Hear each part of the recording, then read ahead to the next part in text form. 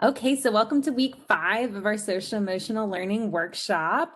Next week will be our 6th and final week, which is wild. And I appreciate all of you taking time out of your day to either come in person or watch the videos afterwards. I hope you're finding the skills helpful. And as always, please feel free to email me if you have questions or skills you want to see or skills for me to touch on. Okay, so tonight we will be skill building with responsible decision-making skills. Just a reminder, if you have any mental health concerns, you can talk to your school counselor or you can reach out to Ashley Sanders and her contact information is on here. Okay, so let's summarize. Our first week, we talked about self-awareness and we did feelings identification. But remember, self-awareness also includes being aware of our morals and our values, our strengths and our weaknesses. So really having a good sense of who we are. Our second week, we did self-management skills. That was regulating our emotions was what we focused on, but that also includes time management and goal setting. Social awareness, we really focused on empathy, but it's also about being inclusive and kind and being aware of what others are feeling and what they're going through. We're going to touch on responsible decision making tonight. And last week we did relationship skills, specifically I statements was what we focused on. But relationship skills also includes the ability to make friends and to maintain friendships and to build healthy relationships. Okay, did you get a chance to use the I statements last week, and how did it go if you did?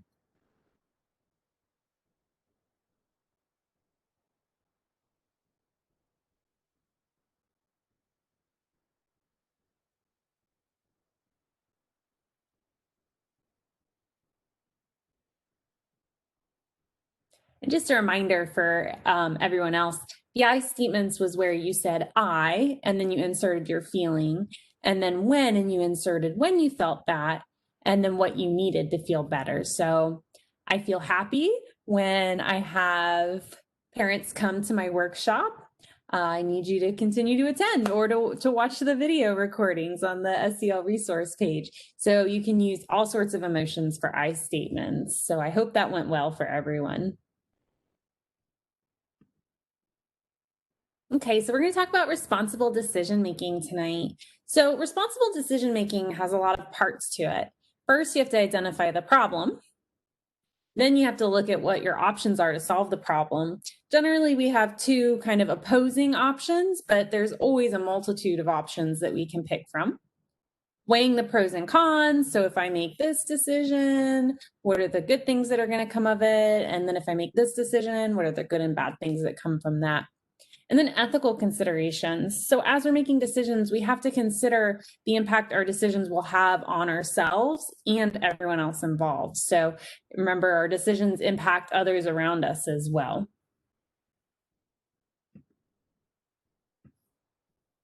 So this comes from School Connect, and this is their way to solve a problem. And I like it because it has solve as the oh, I'm forgetting the word now.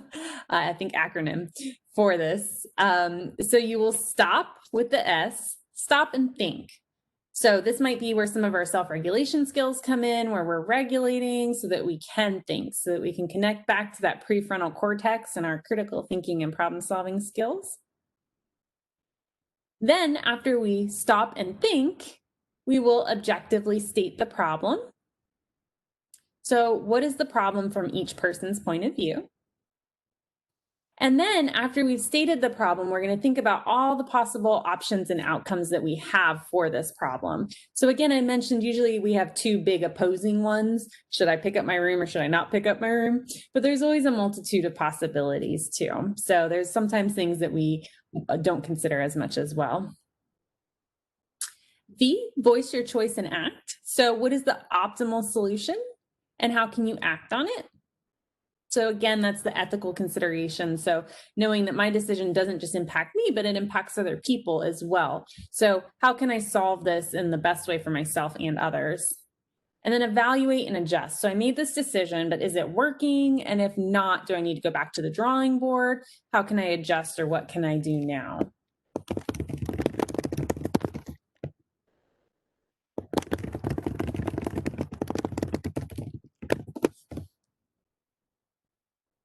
All right. So, what is a common problem that you or your student might encounter that you want to work through together using this model? And anyone present can suggest an idea, and we can work through them. So what's something that is maybe a common household problem, or something that your student reports to you often that might be a problem at school?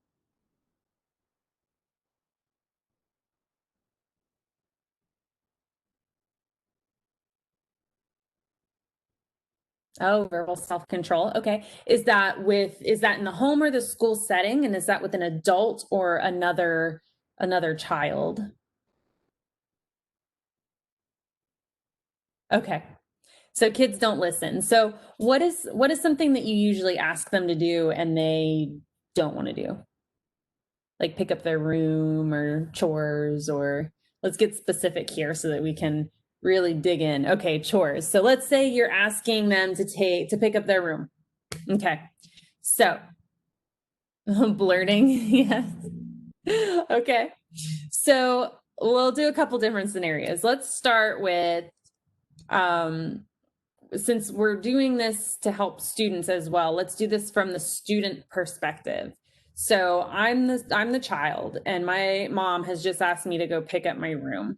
And what are they doing usually when you ask them to do this? Are they like just kind of wandering around the house? Are they watching TV? Are they playing? So what are they doing when you ask them to do their chores, or you remind them to?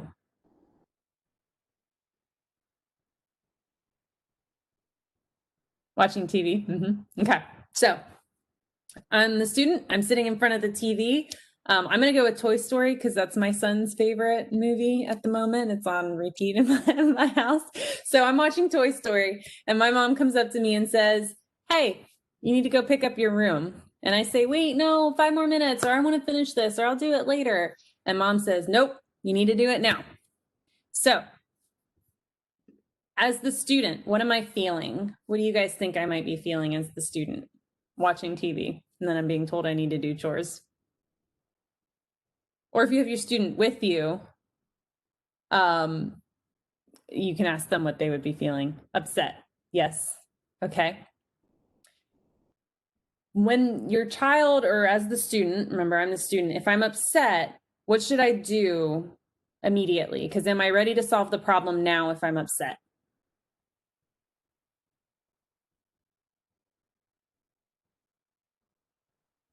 Most likely not, because I know when I'm upset, that's generally, and I think we talked about the hand model before. So remember, this is your thinking part of the brain, and this is your emotional reactivity part of the brain. And so when they're touching, you're able to regulate your emotions and think through problems.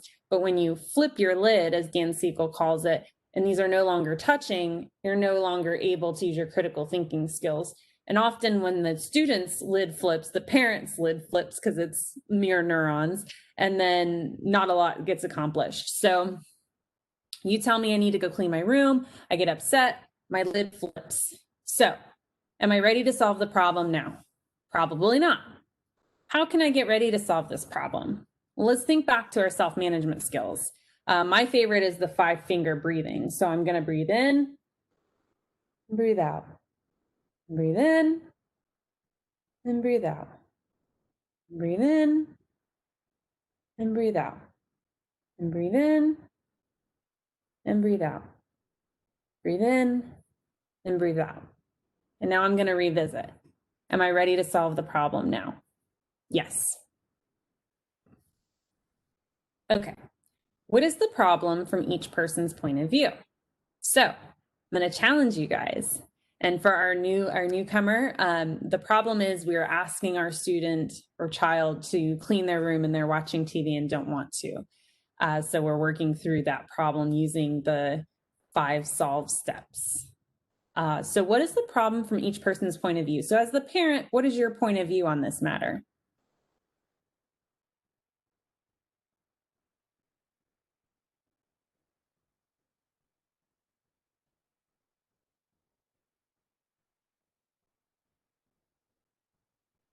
The child is not listening. Yes, so I've asked you to do something and you are choosing not to, and that's frustrating, right? So then we might use an I statement.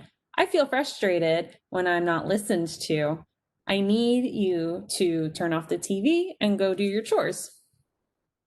Okay, what is the problem from the student's point of view?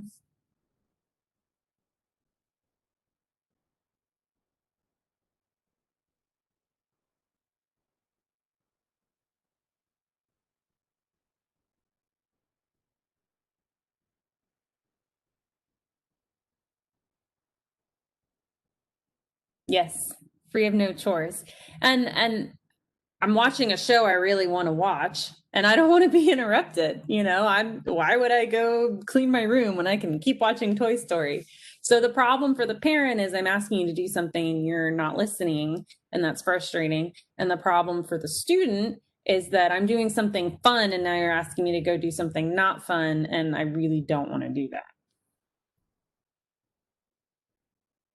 Okay, so as the student, what are my options when mom asks me to go clean my room and do my chores? What can I do?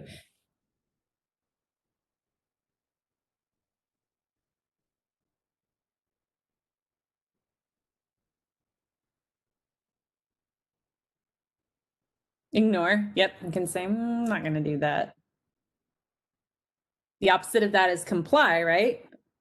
Oh, can I do it later? Yes, that's another great one. So a lot of times we feel like we only have two options. I can either do what they said or I cannot do what they said, but we have a lot of options in between too. There's negotiating. Can I do it later? Can I finish this show and then I'll do it? Can I do it before bed?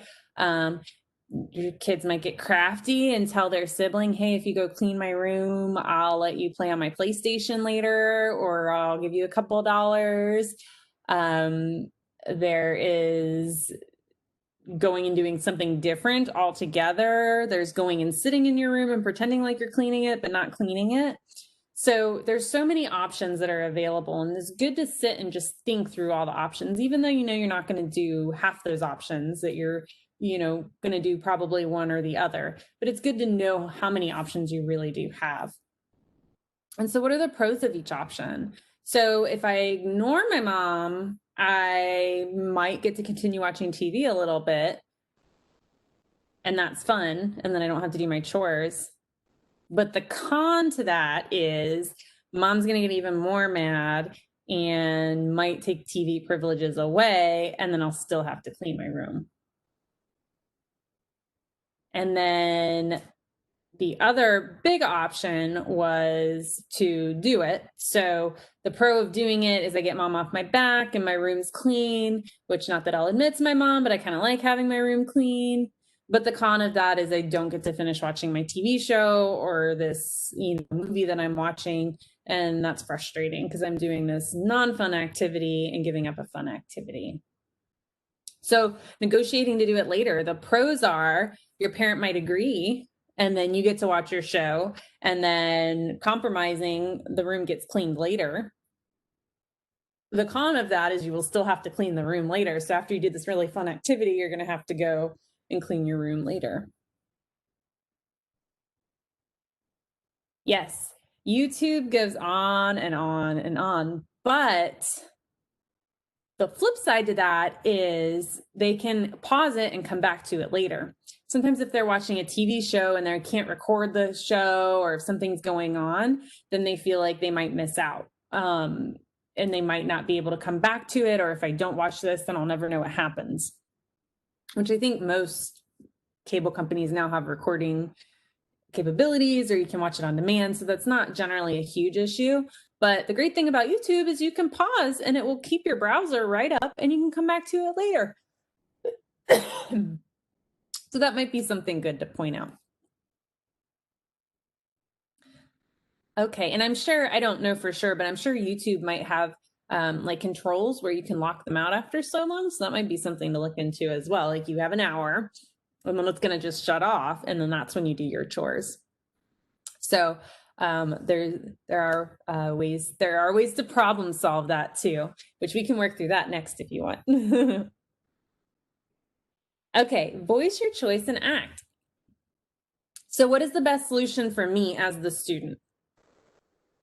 So I really like the negotiating one. Can I do it later as the student? That one sounds the best to me because I might get what I want and then my parent might get what they want. So if this is the first time I'm being asked and I try to negotiate, that to me seems like the best option as the student. As the parent, I would want you to turn off the TV and then go clean your room right away. Remember, we're doing this from the student's point of view. Okay, what is the best solution for the other people involved? Well, it depends how many times probably mom's asked me. If this is the 5th time mom has asked me, the best solution for other people would be to go do it now. If this is the first time she's asked me and I've been able to negotiate chores in the past, then that might be the best option for them too. And then what is the best solution for all? And that's going to depend on your family. That's either going to be the compliance or the negotiating. I think it's probably pretty agreed that them ignoring you and continuing to watch TV is not going to be the best solution for all. And then how can you act on it? So I can act on it by setting a timer so that as soon as that TV show's over, it dings, my phone dings or my timer, and then I go clean and everyone knows that I'm going to clean. Or I can, go in and tell my mom, hey, I turned the TV off. I'm going up to clean now, show my mom the finished clean product, and that sort of thing. Okay, evaluate and adjust. Is it working and what needs to change? So if I chose to continue to sit in front of the TV and ignore my mom, and she comes in and keeps saying, you need to turn the TV off and go clean your room every 2 minutes, is my plan working? Probably not, because it's not fun to watch TV when I'm being reminded to do my chores every 2 minutes. And then what needs to change? So at that point, I might decide, all right, I better just go clean my room, or I better try to negotiate or do something different. And then if it's working, then you say it's working. Nothing needs to change. Okay, so those were the 5 steps for problem solving. Let's do another one. Let's do something that your child might encounter at school. So what's a common problem that you've heard about from them that happens at school that they might need to work through?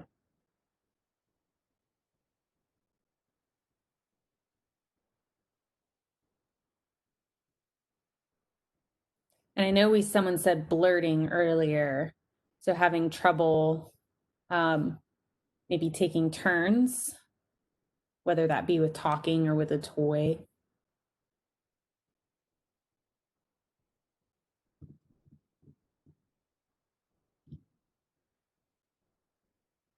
So let's work through that then, unless someone has another suggestion. And if so, please just type it in the chat box and we can switch gears. So let's pretend that we're talking about a subject in school that I know a lot about and I get really excited about. We're doing math and my teacher's talking, but I want to interrupt and tell them everything that I know and what I know about the subject and show them what an expert I am on the topic. So what am I feeling?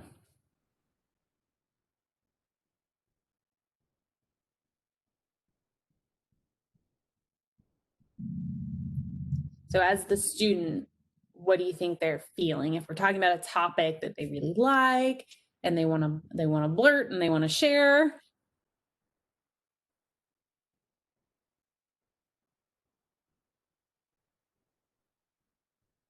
They're probably pretty excited.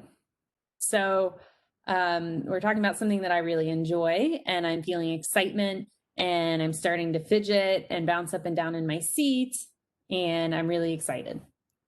So am I ready to solve the problem right now? Maybe, maybe not. Sometimes when you're really excited, you can have that high energy. Remember we talked about the moon meter, we can have that high energy. And generally when we solve a problem, we want to have lower energy.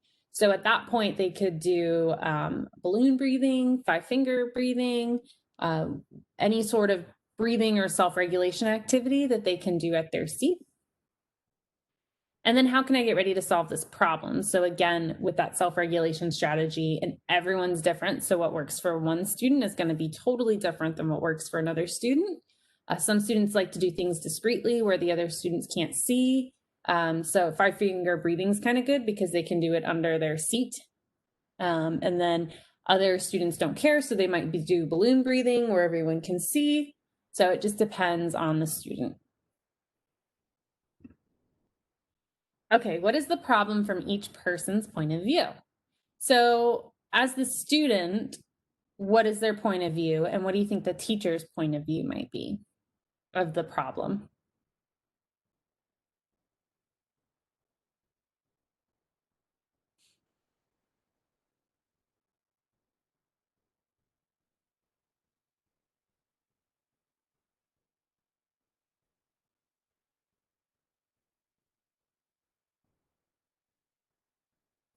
So the student's problem is, yes, the child might feel like the teacher doesn't want to hear what they have to say, and that can be hard. So the child might take it as rejection versus the teacher might just is probably trying to get through the lesson. So yes, the problem from the student's point of view is the teacher doesn't want to hear what I have to say. I keep trying to share out, and she doesn't want to hear.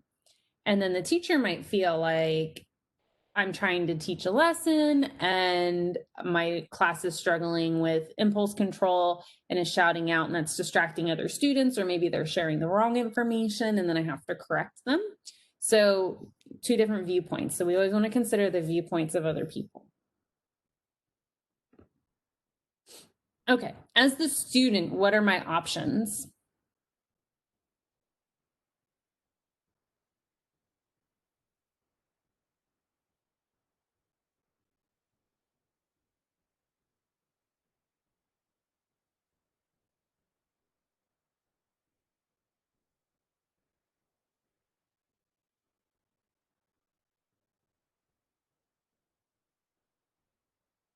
To listen and stop blurting. Yes, that's one option. So continue to stay engaged in the lesson, but maybe taking a deep breath before we blurt. Maybe putting our head down might be an option, and withdrawing from the lesson. Continuing to blurt is still an option. Maybe talking to the person next to me and sharing what I want to share with them. So again, not all these solutions are optimal or are what we would want to see necessarily, but there's always more options than just two available to us. Okay, so let's go with our two big ones. We can, try to self-regulate and try to stop blurting, or we can continue to blurt. So if I continue to blurt, the pro is that I get to share and other students are probably looking at me, which probably feels good. The con is my teacher might get frustrated with me, and they might have a conversation with me later. They might write in my planner a note to go home to my mom. The other option was to self-manage and work on it and stop blurting and to listen. So the pro of that is the teacher will be proud of me for controlling myself, and likely will, if they do contact my mom, will say, hey, good job. The con to that is, and I don't get to share all of the information that I want. I'm going to throw another option in there. The option is to write down what I want to say and then ask my teacher to meet with them later and tell them everything that I wanted to say during the lesson. So the pro of that is I'll still get to share everything with my teacher later, and the teacher will get to do her lesson. And the con of that is I don't get that immediate gratification of sharing, or I might forget to write something down, or I might miss part of the lesson because I'm busy writing things down. So we kind of talked about three different options there in the pros and cons. Okay, so the best solution for me as the student, what do you think the best solution for me as the student is? What do you think would feel best for me?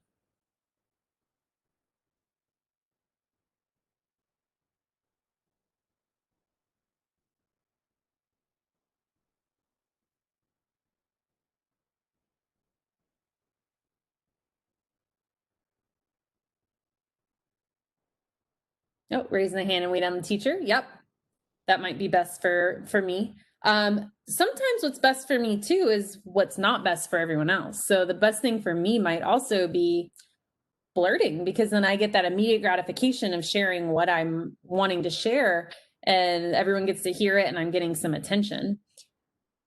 The best solution for the teacher and the other students would probably be to raise your hand and wait on the teacher, because then the teacher gets to do their lesson and the other students aren't distracted. So the best solution for all, I think, would be the writing everything down to share with the teacher later. And if I have something to say during that lesson, raising my hand and waiting on the teacher to call on me. And how can you act on it? You can get a piece of paper, a pencil. You can have a self-management strategy in your back pocket to pull out when you want to blurt. And then as you go through, is it working? Is taking the time down to write everything down that you want to say, is that taking away from the lesson? Are you not learning as much? Are you feeling heard when you tell your teacher later? And if it's all working, great. And if not, then you might need to go back to the drawing board. Maybe at that point, we don't write things down. We just do our self-management strategies. So really evaluating and going through that way.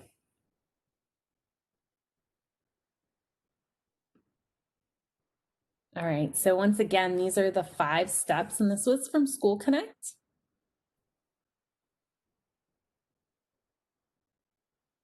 Are there any questions about the problem-solving process?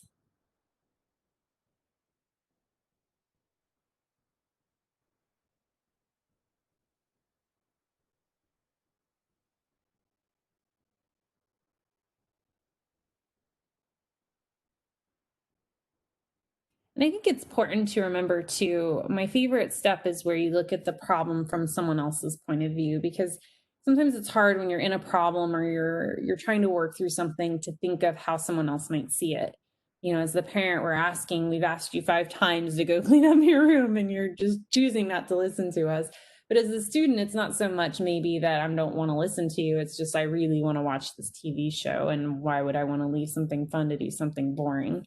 So the student seeing the adult point of view of, oh, you've asked me to do this 5 times, and if I asked you to like make me dinner 5 times and you didn't, I would get frustrated. So kind of seeing how that feels, and then the parent looking at the child's point of view, like they're leaving something fun to do something not fun. So that doesn't change the fact that they need to do their chores, but looking at the problem from someone else's point of view sometimes helps us approach that problem in a calmer way.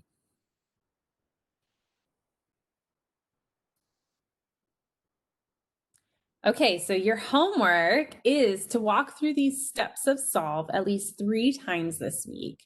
And this will be posted tomorrow morning. So if you want to rewatch the recording, you're more than welcome to.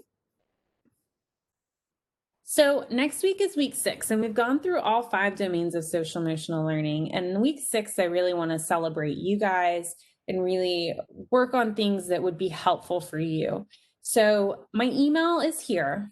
Whether you're live right now or you watch it this week, please email me a skill that you would be interested in learning more about, whether it's apologizing, asking forgiveness, making friends, whatever skill that you think would be helpful, another self-management, goal setting. And I will put together a little quick snippet for all of the skills that are emailed to me. And then next week, we're going to kind of go through those skills, and we'll do them, depending on how many we have, we'll do them rather quickly, but at least give you a basis for that. Or if you have a skill that you want to type in the chat box right now, that's totally fine as well. I'll make a note of it, and then you don't have to worry about emailing me.